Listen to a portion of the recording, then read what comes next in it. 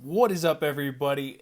It's Clint with the undefeated post-weigh-in show for UFC Vegas 269. UFC Vegas 269, and as you can tell, your boy's a little bit worn. I apologize for how late this video is coming out today. You know, the UFC has a tendency of running a little bit behind schedule. The ceremonial weigh-ins were so late today. I had a pre-planned event that I was supposed to be at. My wife's family was throwing a birthday party for me, and we've been stuck there for a little bit longer than intended. So I'm really sorry this thing is out late to you. Wasn't going to leave you hanging. Let's get right on into it. If this is your first time watching, we take one last look at these fighters when they're on the scale, when they face off against their opponent. We try to find any little hint towards what kind of condition they might be in. Did they have a bad weight cut? Are they feeling up to the challenge? And we try to get just a little bit of extra betting value out of it. So let's get started. First thing, obviously, we lost a fight. That announcement has been around by now. Some suspect, weird, strange circumstances surrounding how Matt Schnell got pulled off the card. I heard, watching the feed live this morning, he was like yakking around the corner, but he says that there wasn't any of that, and the doctor came up and checked his pulse with his fingers and pulled him from the card or something. Really sketchy. Not sure exactly what happened. I think the doctor probably made the right call because he looked like he was pretty torn up after making weight. So that fight is off. We're down one, unfortunately, but the rest of them look like they're solid. First fight of the night, Gillian Robertson taking on Priscilla Cachoeira. Cachoeira made 129. She is 4 pounds over for this fight. Gillian Robertson, 125 on the dot, looking good, gave a solid smile and a flex. And Priscilla Cachoeira, she just looked disappointed. But you know what? She actually moved pretty well. And when they got to the ceremonial face-offs, Priscilla Cachoeira looked good. She looked like she filled up very well. She had tons of energy. She was trying to get the crowd up and going, and she's got a decent size advantage over Gillian Robertson. Now, we knew that coming in, but this is one of those spots where the extra weight can't be something that hurts her. And when you looked at her on the scale, the fact that she came in at 129 and not, 127 and a half or 126.75, like, I don't think she really made the effort to get all the way down. I think this is one of those spots where they waved the white flag. I think she knew that she was going to miss. They called the cut early, and honestly, I think that's only going to improve her chances of getting a win on Saturday.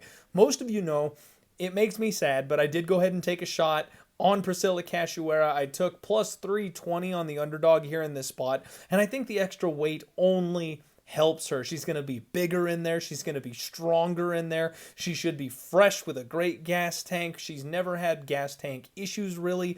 The wrestling and the takedown defense has always kind of been the problem. So if she's got a little extra juice, I think that only helps her out, and she's going to hit just that much harder. So what I did, rather than doubling up on Cachoeira, this is a new angle, something that I realized I was doing incorrectly a while back, but what I'm going to start doing is, rather than doubling down on Priscilla Cachoeira, the takedown game is still going to be there for Gillian. The submission threat is still going to be there for Gillian.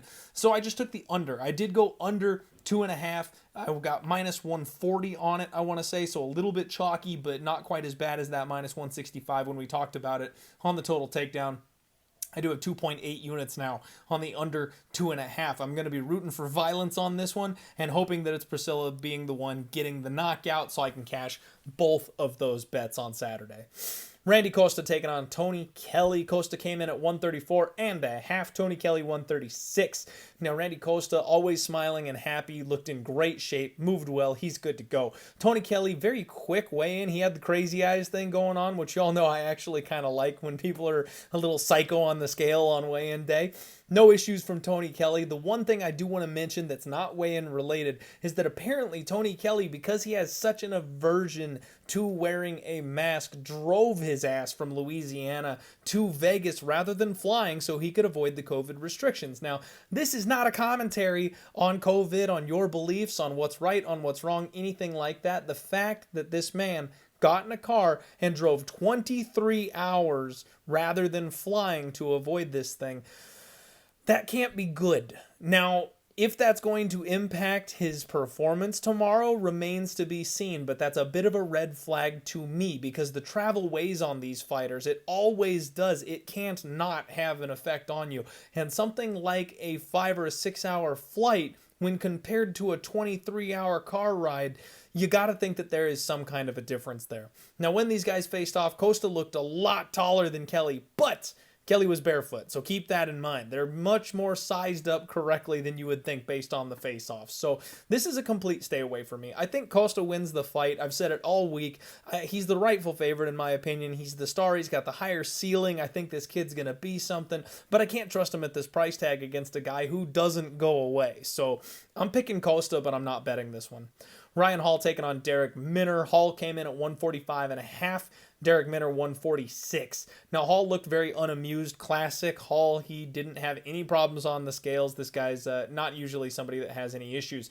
Now Derek Minner, on the other hand, he required the box of shame. He came out and boy was he hunched over. He looked in a really weird stature when he got up on the scale, and he was wavering a little bit. He did end up making weight, but it looked like he saw some demons. If you go back and you watch his weigh-in video, the look on his face when he's standing on the scale tells you everything you need to know. I think he had a pretty tough weight cut. When they faced off, Ryan Hall has a decent size advantage. It was a good face-off. We all know Derek Minner's MO. He comes out hard in that first round, but we know he can't survive beyond that point. So this is going to be a live betting opportunity in my opinion, because if you can get a decent number on Ryan Hall, if this thing gets out of that first round, hammer it, because we know that Derek Minner is going to fall off on a good day, and if he had a bad weight cut, that's probably just going to be more drastic. So I'm definitely picking Hall in this spot. I don't think Derek Minner is going to get that round 1 KO, and if he doesn't, then you know he's probably not winning the fight. Miranda Maverick taking on Erin Blanchfield. Maverick came in at 125. Blanchfield 125.5. Miranda Maverick was stoic on the scales today. Looked very focused and, of course, thick as ever. Now, Erin Blanchfield, very relaxed. She gave the one-arm flex, moved good, looked good. She was ready to go here. When they faced off, these women sized up very, very well. As somebody with an Erin Blanchfield ticket in my pocket, I was a little nervous about the size of Miranda Maverick. I was worried she was going to be a little too big for Erin Blanchfield, but you know what? They are pretty on the same page. Now, obviously, Miranda Maverick's going to probably be a little bit thicker, but she takes that strength and conditioning very seriously. And honestly, she struck me as a little cocky, a little big for her britches. She got up there and was like crossing her arms and like disdainfully looking at Erin Blanchfield. I can't shake this feeling that Miranda Maverick is looking past Erin Blanchfield in this spot. It seems like she doesn't think Erin Blanchfield belongs in there with her, or that she's on her level, and that's not an attitude I'm used to seeing from Miranda Maverick. And it's almost now for a Miranda Maverick backer, that would be concerning for someone like myself who has Erin Blanchfield. I love it. Go ahead, look past this girl. She's going to catch you with your pants down.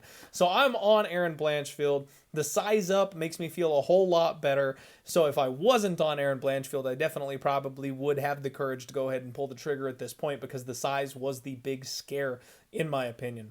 Andre Munhoz taking on Eric, your boy, Anders. Both guys came in at 185.5. Munhoz looked solid. He gave a good flex, moved well, no issues. Eric Anders looked shredded. Now, this is the fight ready effect. They get absolutely every little bit out of your body when you train at fight ready. But he had heavy, tired eyes. Let me tell you, Eric Anders looked like he had a bit of a rough cut. Now, we know he fills back up. We know he blows up by fight time, and he's a very big man. But what shocked me was when we got to the face-offs, Munhoz is huge. Munhoz had a big size advantage over Eric Anders, and that was extremely concerning for me. This is a spot where I took Eric Anders a little bit earlier in the week. Money has been flooding in on Andre Munhoz, and he's down to being a decent size favorite. He's minus 150 across the board. He's headed towards minus 160 in some places, and honestly, that size difference has me a bit terrified, because Eric Anders, kind of the point is that he's a bit of a size bully. He uses that strength, that athleticism, that good takedown defense to keep the fight standing. But if he's taking on a guy that's much more physically imposing and larger than he is, that's the kind of guy that can drag you to the mat. Now, Munhoz's wrestling is not something I'm overly impressed with, but again, when you got the size, physicality, and strength of somebody in that situation, that sometimes closes the technique gap. So I'm terrified. I got to bet on Eric Anders, but I'm absolutely terrified, and I would not suggest anybody go on that at this point. Munhoz's size is a big difference maker to me. Jordan Wright taking on Bruno Silva. Both guys came in at 186. Jordan Wright gave a huge flex. The dude is solid, always in a good mood. I love the energy that the Beverly Hills Ninja brings to the UFC. Bruno Silva, big happy smile, gave the pose up there on the scale. No issues for him either. Fun face-off. They both did the karate poses. Bruno Silva got into it, did the Karate Kid crane kick pose. It was good stuff. Wright has a nice little size advantage. It's nothing crazy, but it's there. It's a significant size advantage. Well, significant may be a strong word, but he is the larger man of the two. He's well-muscled. We know he's strong. So I already had the under 1.5 on this spot. I got minus 155 earlier in the week for the under 1.5 as my main bet on this one.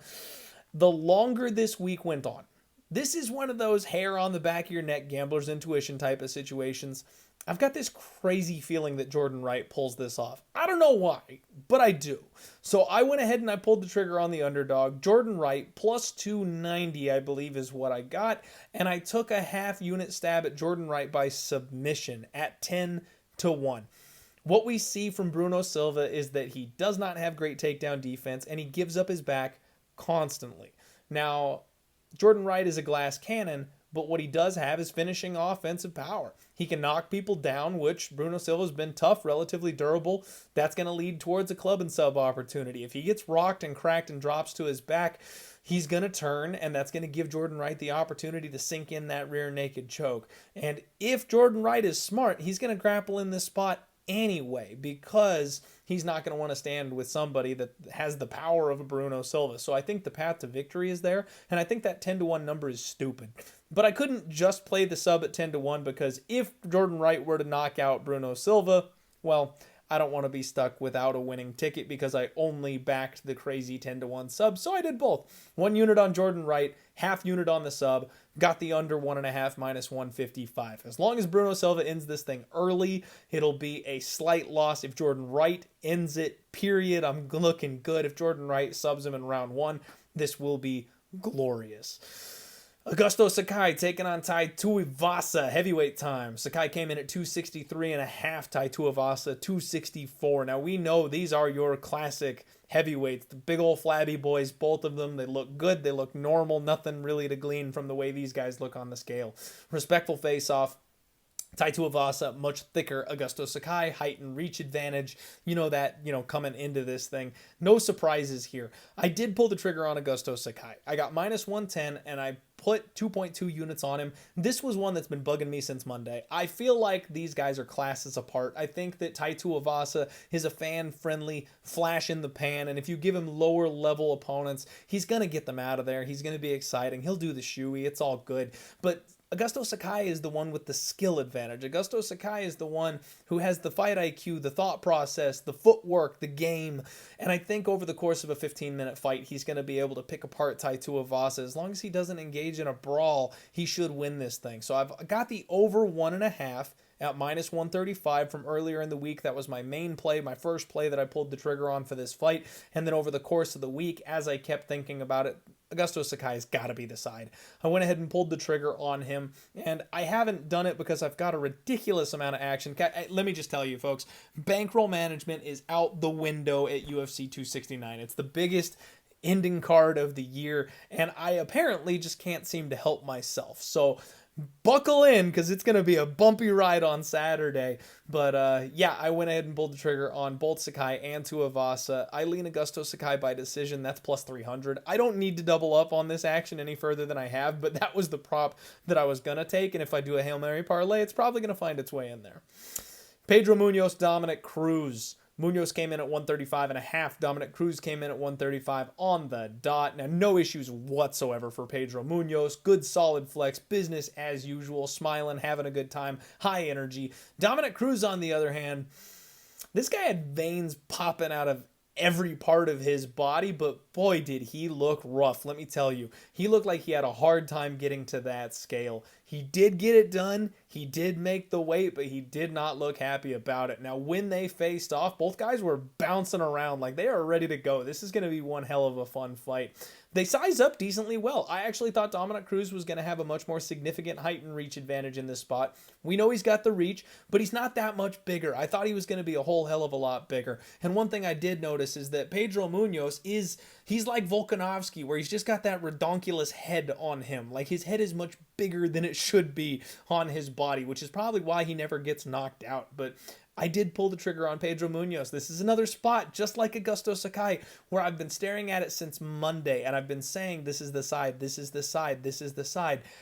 I'm not keeping my gun holstered this week, folks. I pulled the trigger, I fired. I'm on Pedro Munhoz, minus 110. I think he can solve the Dominick Cruz riddle.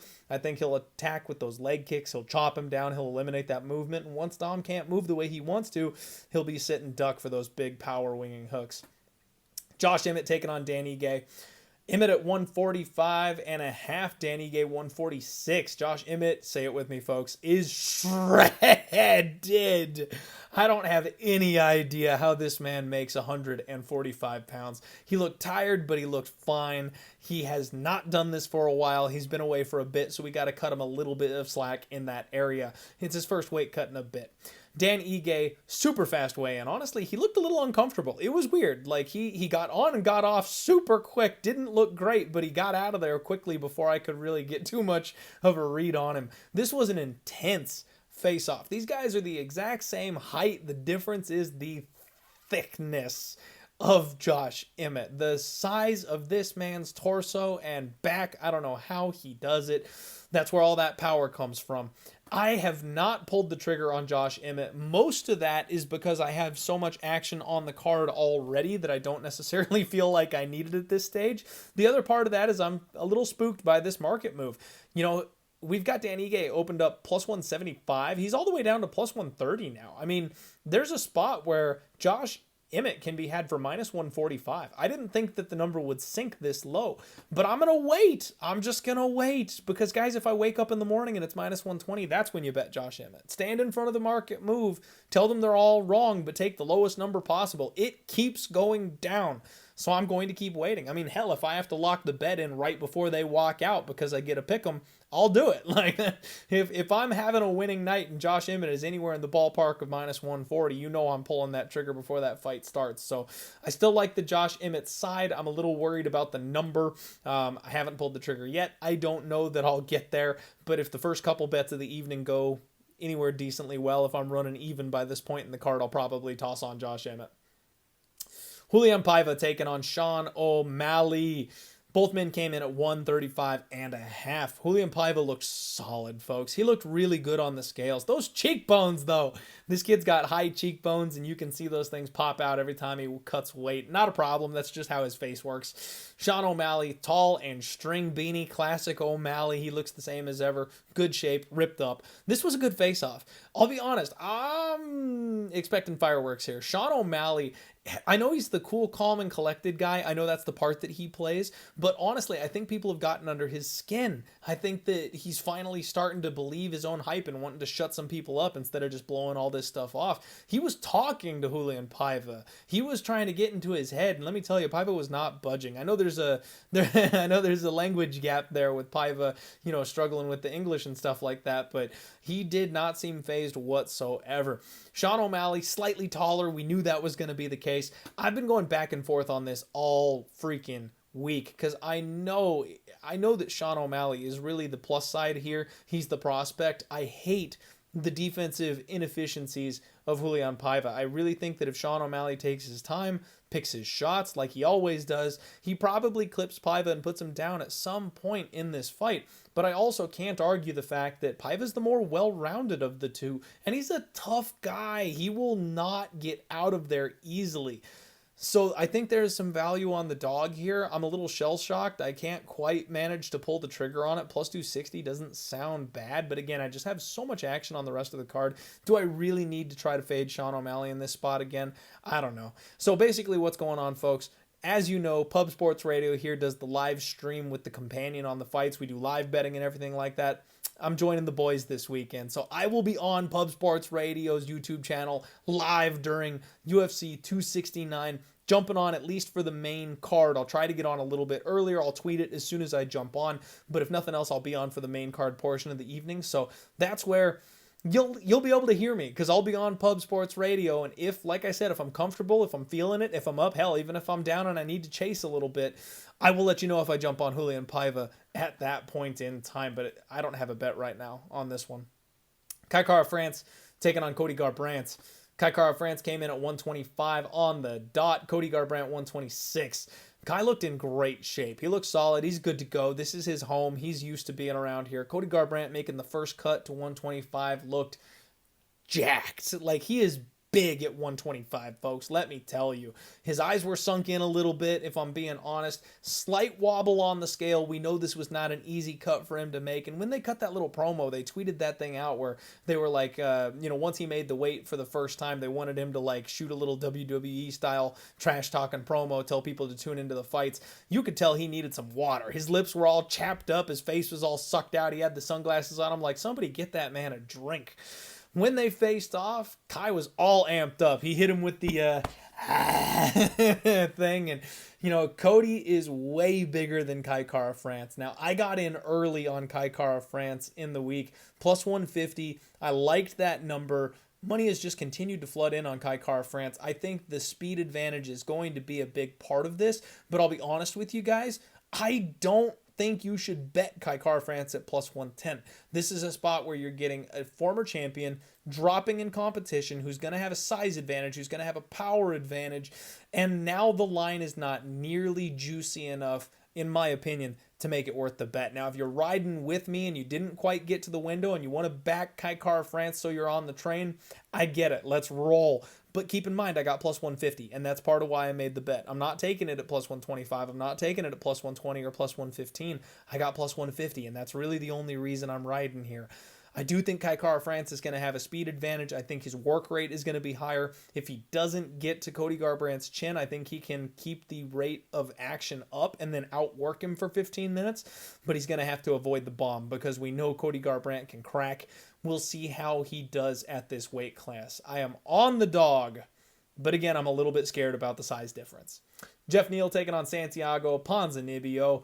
Geoff Neal came in at 170.5, Santiago 169.5, and honestly, Geoff looked in great shape. He's unamused on the scale, though. Blank face. Santiago looked great. He was in a good mood, smiling, no issues whatsoever. And these guys were intense. It was intense, but respectful. You can tell that they've got respect for one another, but both of them are absolutely ready to go. Crazy Eyes Santiago, Ponzinibbio, slight size advantage for Geoff Neal. I am on Santiago at minus 110. And I'm having doubts.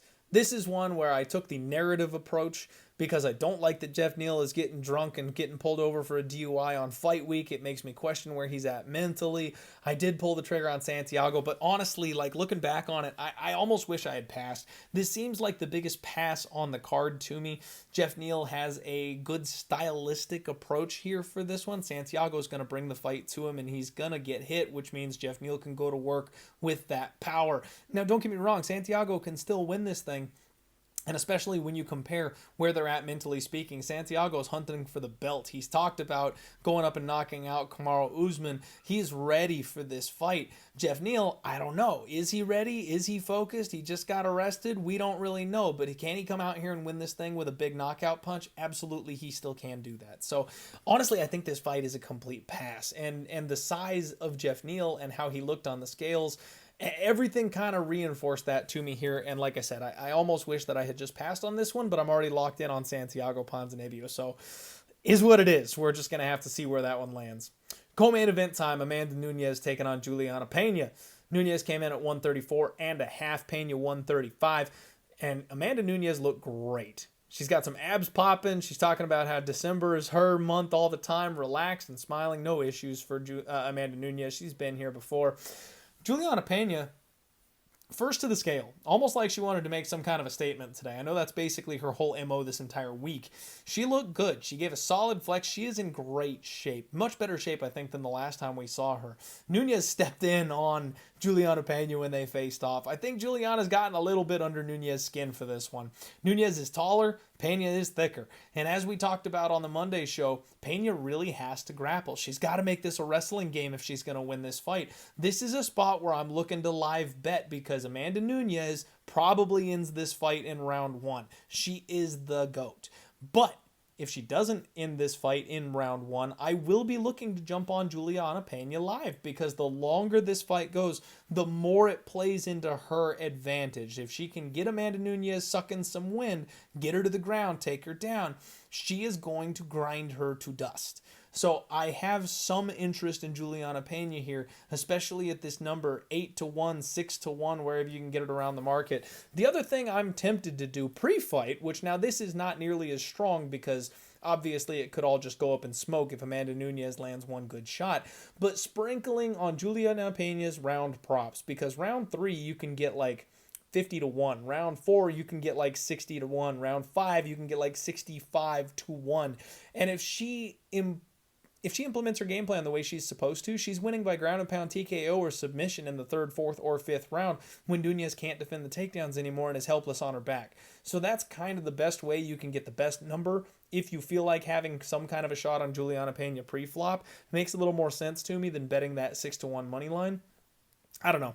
I'm tempted to pull the trigger on those sprinkles, but I'm probably just going to wait for the live spot because if Amanda Nunes wins in round 1, I don't want to lose any money banking on her to not get out of the first. Main event time. Charles Oliveira taking on Dustin Poirier. Oliveira came in at 155, Poirier 154.5, and Charles Oliveira, those damn sunglasses. What are you hiding, Charles Oliveira? I hate when they wear the sunglasses. It always makes me suspicious. Your bloodshot eyes, your sucked out face trying to put it on. No, Charles Oliveira always rocks the sunglasses. That's just his thing. He had a pretty sick pair of them actually at the ceremonial weigh-ins, but he gave a big confident smile. He looks good. This kid has come into his own at 155. Dustin Poirier flexing all over the place, like 3 or 4 flexes on the stage. He looks excited. He's in great shape as ever, ready to go here. This was a fantastic stare down. Charles Oliveira has the size advantage. The kid is big. It's hard to imagine he ever made 140 pounds, but both guys are full of confidence. And actually, I know the show being late is a bit of a bummer in most senses, but it's given us an opportunity to see that there's been a massive move. People are dumping money on Charles Oliveira. We talked about how this fight should maybe be lined a little bit closer. He's all the way down to plus 110 in some places. This fight is becoming a pick'em right here at the 9th hour on Friday night before we kick off. So if you're looking for a buy low spot on Dustin Poirier, now's your opportunity. You're not going to have to lay minus 170. You're not going to have to lay minus 165. You can get in for minus 130 now if you want to.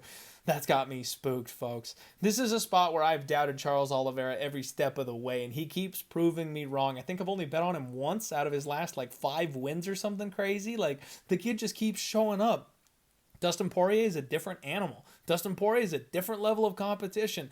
I stand by what I said on Monday. I think I'm on Dustin Poirier's side here, and the longer this fight goes, the more it favors him. I think if he can survive early, make this thing a grind, make this thing dirty and ugly the way he does against most of his opponents, then he probably breaks Oliveira in the 4th round.